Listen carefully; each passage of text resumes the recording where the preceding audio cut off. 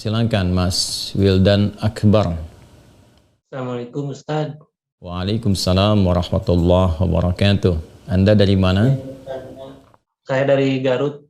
Dari Garut. Baik. Semoga Anda dan keluarga mendapatkan rahmat dan ridha Allah Subhanahu wa taala, dan semoga percikan rahmat dan ridha itu diberikan juga kepada kita semuanya. Dipersilahkan. Ingin bertanya tentang tempat wudhu Pak Ustaz. Ya. Ya misalkan di rumah kan terkadang tempat wudhunya itu menyatu dengan toilet WC. Nah itu bagaimana, apakah Islam memandang tentang itu? Baik. Terima kasih Mas Wildan, dan pertanyaan ini barangkali juga mewakili pertanyaan dari saudara-saudari kita yang lain terkait dengan hal yang dimaksudkan. Idealnya memang tempat wudhu itu berpisah dengan toilet. Mengapa? Karena di dalam tempat wudhu itu kita juga menyertakan berbagai macam kalimat-kalimat thayyibah yang mengiringi proses wudhu, baik sebelum ataupun setelah wudhu itu dilangsungkan. Bukankah kita saat berwudhu kan mengucapkan Bismillahirrahmanirrahim, kan? Sebagai mula kita mengerjakan segala kebaikan dengan dasar yang Nabi sabdakan, kullu amrin tibalin la yubda'u fihi Bismillahirrahmanirrahim fahuwa abtar. Dan itu juga sebagai ekspresi ungkapan gambaran atas niat yang kita tujukan dari wudhu itu, kita arahkan untuk mendapatkan ridha Allah Subhanahu wa taala. Kemudian juga di akhir wudhu kita juga kan berdoa, kan, dengan mengucapkan syahadatain, syahadu an la ilaha illallah, syahadu anna muhammadar rasulullah. Kemudian kita mengatakan Allahumma ja'alni minat tawwabin wa ja'alni minal mutatahhirin. Kalau kita mau kemudian tambahkan juga dengan doa wa ja'alni min ibadikas salihin. Nah, sedangkan kalimat-kalimat thayyibah yang berupa permohonan-permohonan doa dalam kebaikan ataupun menyebut asma-asma yang mulia, nah itu kan umumnya tidak diutarakan saat kita berada di dalam toilet, karena toilet punya sifat tertentu, sifatnya hanya untuk menyalurkan atau membuang hadas, baik yang sifatnya kecil ataupun juga besar, dengan cara-cara tertentu yang boleh jadi juga melahirkan najis. Sedangkan wudhu itu tidak seketika juga menyatu dengan menghilangkan najis, bisa jadi hanya hadasnya saja, belum tentu ada najisnya, gitu kan. Sedangkan kalimat-kalimat thayyibah sangat tidak disukai diungkapkan dalam keadaan-keadaan kita masuk toilet. Karena itu saat masuk toilet kita kan berdoanya doa memohon perlindungan kepada Allah dari godaan-godaan setan yang berkumpul di tempat-tempat yang buruk, seperti toilet dan semisalnya. Allahumma inni a'udzubika minal khubuthi wal khaba'ith. Nah, kemudian ketika kita keluar, kita kan beristighfar tuh. Ghufranak, gitu kan? Ghufranak, mohon ampunanmu ya Allah. Nah, ada yang mendetilkan itu. Kenapa kita minta ampunan ketika keluar? Karena kita menahan diri dari pengungkapan kalimat thayyibah yang biasanya kita ucapkan di setiap tempat, gitu kan? Istighfar, sholawat, dan sebagainya. Nah, ketika itu terputus saat masuk toilet, seakan-akan ada sifat tawadhu, kita memohon ampunan karena nggak mampu mengungkapkan, karena itu tempat yang tidak pantas, gitu kan, diungkapkan itu di tempat yang tidak sesuai. Maka ketika keluar kita mengatakan ghufranak kalau ada hal-hal yang tidak tepat di dalam dan tidak mampu mengerjakan hal yang biasa kita kerjakan. Itu adab saja, takdib di dalamnya. Nah, karena alasan inilah akan lebih bagus kalau tempat wudhu itu bisa terpisah sendiri dengan toilet, sehingga nanti kesempurnaan hal-hal yang mengiringi bisa dilakukan.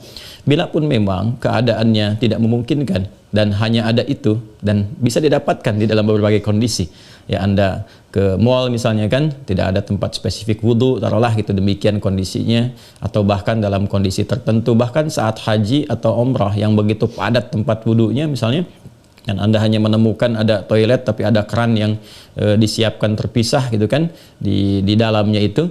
Nah, ini kondisi-kondisi demikian masih memungkinkan. Jadi kalau ada kondisinya sifatnya tidak terpisah keadaan tempat wudhunya, maka tidak ada masalah ketika Anda berwudhu dalam keadaan juga menyatu tempatnya dengan toilet, karena kaidah juga mengatakan ad-daruratu tubihul mahdharat. Kondisi-kondisi yang mendesak itu, kondisi-kondisi yang tidak biasa itu membolehkan, bahkan yang terlarang pun asalnya diperkenankan. Nah, ini kan sifatnya tidak terlarang, hanya tidak disukai, gitu kan, makruh sifatnya, nggak ada nas haram di dalamnya, tapi sifatnya tidak disukai. Tidak disukainya itu karena kita tidak bisa mengungkapkan hal-hal baik yang mungkin kita bisa lakukan, ya saat kita berwudu. Jadi kita berdoa harus keluar dulu setelah selesai wudu, kan, baru kemudian kita bisa berdoa.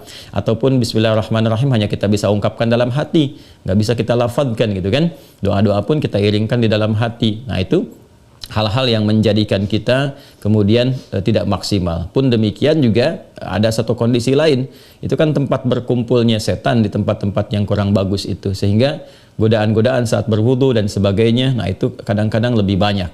Nah ini tentunya juga di satu sisi tidak berlaku juga ya kondisi ini saat misalnya kalau mandi besar, kadang-kadang kan juga tempatnya menyatu juga dengan toilet, kan mandi besar juga berlangsung wudu di dalamnya, kan?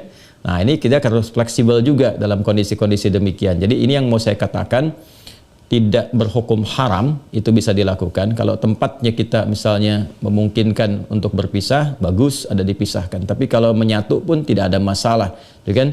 Tidak ada masalah sepanjang dalam keadaan-keadaan darurat tertentu dan tidak berhukum haram. Ya, apa dalilnya? Yang tadi saya sampaikan. Ya, tidak ada nas spesifik mengharamkannya, dan kadang-kadang kita mandi besar juga ya, al-ghuslu dari janabah dan semacamnya juga berlangsung, dan dalam mandi besar juga ada wudu. Namun barangkali kesempurnaan itu tidak bisa kita iringkan dengan kalimat-kalimat thayyibah yang diungkapkan, hanya dalam hati kita lakukan.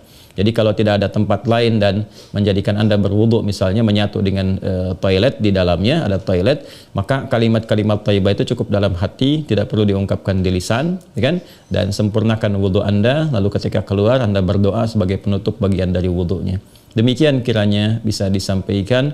Wallahu taala a'lam bissawab. Dan sebelum saya menutup, ada sesuatu yang sangat menarik ketika Ibnu Abbas radhiyallahu taala anhuma menyampaikan kisah Nabi sallallahu alaihi wasallam ya saat beliau berada di kediamannya Sayyidah Maimunah radhiyallahu taala anha, dan malamnya kemudian bangun ya, bangkit dari tidurnya, duduk dulu menghilangkan bekas ngantuk. Nah ini ditemukan di Sunan Abu Daud nomor hadis 1367. Thumma dhahaba ila syanin mu'allaqah, kemudian beliau pergi ke tempat tertutup. Nah syanin mu'allaqah ini enggak disebutkan tempat tertutupnya, apakah dia sifatnya mirhad, ya kan? Apakah tempatnya toilet yang menyatu, kamar mandi, ataukah dia tempat wudhu, kan? Midha, misalnya, apakah dia tempat wudhu? Nah ini yang tidak disebutkan, keadaannya tempat tertutup saja. Ini memberikan kesan bahwa bisa jadi kalau itu yang dimaksudkan adalah tempat yang tertutup, itu toilet dan semacamnya, jelas ya dilakukan dalam bentuk tertutup sehingga tidak tampak aurat dan sebagainya, itu fikih yang lain. Tapi kaitan dengan wudhu juga itu cukup menarik juga. Hendaknya kalau kita pun membuat tempat wudhu di satu tempat, ya dimungkinkan ada penutupnya, karena boleh jadi tempat-tempat yang digunakan untuk oleh laki-laki ataupun perempuan yang menyatu, ya, menyatu itu yang dimaksudkan dimanfaatkannya. Ya boleh jadi ada perempuan juga yang masuk ke situ, kan di satu tempat tuh nggak ada kekhususan gitu ya. Nah, tapi tempat-tempat lain sekarang sudah lebih bagus. Ini untuk laki-laki, ini untuk perempuan, tuh nggak ada masalah. Tapi kalau tempat yang digunakan untuk menyatu, dia hendaknya ada penutup sehingga nggak semua orang bisa mengakses ke dalamnya dengan batas-batas tertentu. Apa kaitannya, korelasinya dengan pertanyaan Anda? Syanin mu'allaqah di sana nggak disebutkan. Ya, apakah itu tempat wudhu atau menyatu dengan toilet? Tapi babnya ketika keluar dari situ, Nabi sudah berwudhu. Ya, sedangkan keterangan-keterangan tentang seputar wudhu Nabi dan bangkit di malam hari itu disertakan juga dengan janabat. Artinya apa? Di kondisi-kondisi tertentu kan mandi, kan? Dalam mandi itu kemudian ada proses wudhu dan sebagainya. Ini menunjukkan kesan bahwa dalam mandi itu kan ada, selain hadas juga ada sifat-sifat lain yang dibersihkan, kan? Bisa jadi juga yang mengandung najis seperti buang air kecil ya, dan sebagainya kan menyertai dalam mandi itu. Nah ini memberikan kesan bahwa tidak ada hukum spesifik haram untuk mengerjakan wudhu di dalamnya, karena ada proses yang tadi saya sebutkan. Tapi lebih disukai kalau hanya untuk wudhu semata, tidak disertai dengan mandi yang lainnya, kalau ada tempat yang terpisah sehingga bisa menyempurnakan bacaan-bacaan yang dimaksudkan. Demikian Mas Wildan ya, semoga bisa dipahami dengan baik. Allah Ta'ala alam bisawab.